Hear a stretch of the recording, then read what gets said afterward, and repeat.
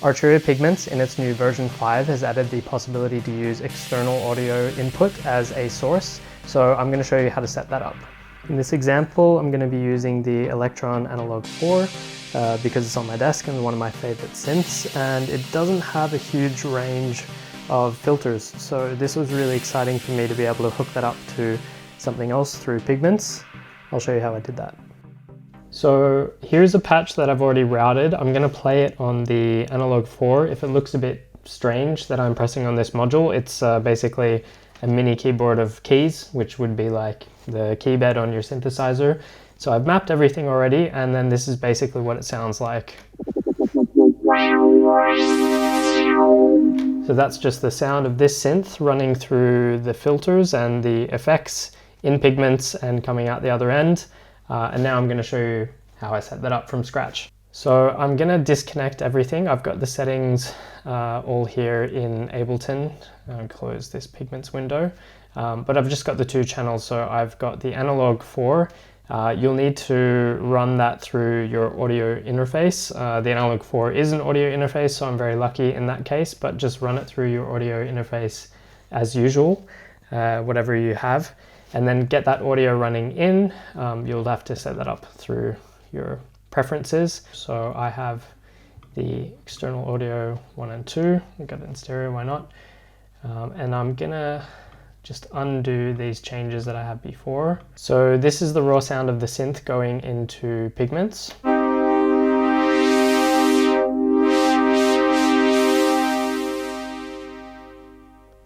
So no real effects, but what I'm doing is I'm just playing with the filter here. And what I'm going to do now is I'm going to open the filter all the way,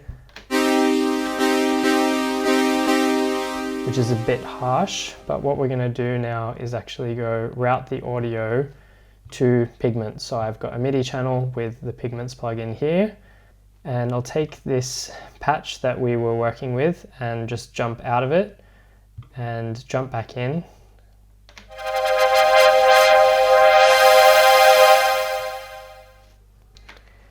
So now I have that routing going. You can even see like the green light from that audio source. And importantly, I've got the MIDI from this as well. So the MIDI from this key bed is activating this.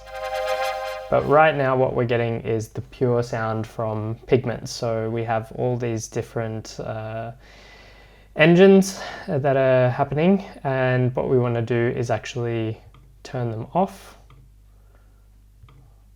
Or rather go into the utility engine, because there we have almost hidden in the menu under noise 2 the possibility to go audio input. So this was a bit hard to find the first time I used it, but what it's doing already is running through the filters. So if I turn those filters off, turn the volume up a bit,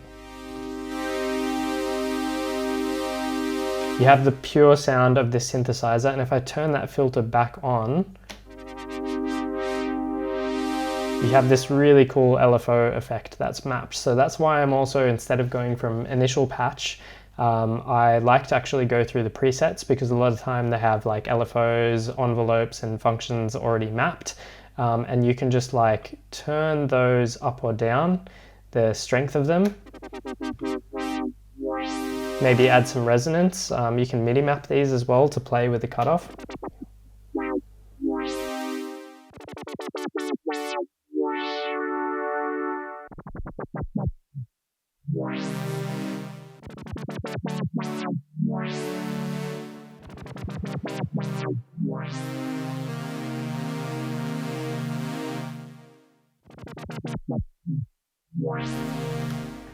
And then already the effects are like really interesting. So you have this modulated LFO, you can change the keyboard tracking as well, because we're still getting that keyboard source from the Analog 4. If you have like a Minilog or any synthesizer, then you're able to run that through and it will be relatively easy, because you have your MIDI channels. If you have several MIDI devices, then you'll need to map the specific device, but it's surprisingly straightforward.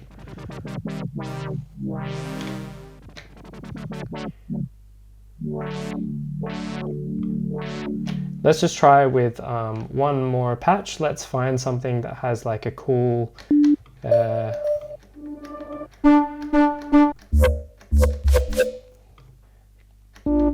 find something that has a interesting activation of the filter, like an envelope that's triggered. You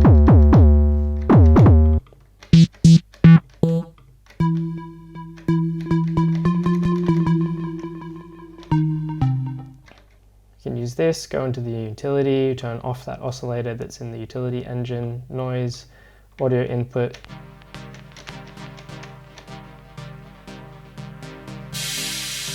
Ooh, okay, there's a lot more happening in this patch than I expected already. I'm gonna turn it up a little bit in the master.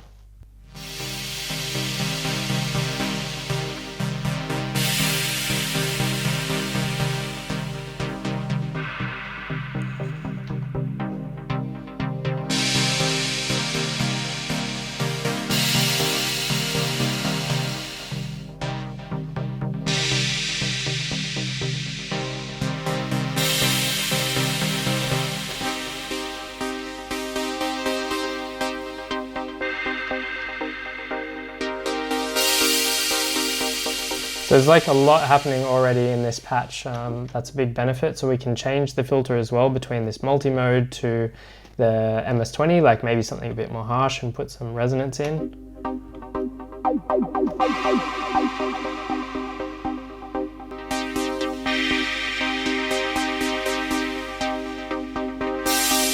You can even add a second filter here. So just to get some perspective, this without the filter is already being processed, so you don't have to use the filter. You can use other modulation sources, but I think that's basically it. You get the picture, utility engine, noise 2 is also audio input. So play around, have fun. I hope that helps. Give it a go. Arturia Pigments, I have no affiliation. I just think it's a cool feature. It's already a pretty useful set. I don't know if it's enough to push you over the line. If I'm being really picky, I would have liked if they could have added some of the functionality from the granular system into the live audio input, but you never know, maybe a future update. Thanks for watching, have a good one, and yeah, have fun.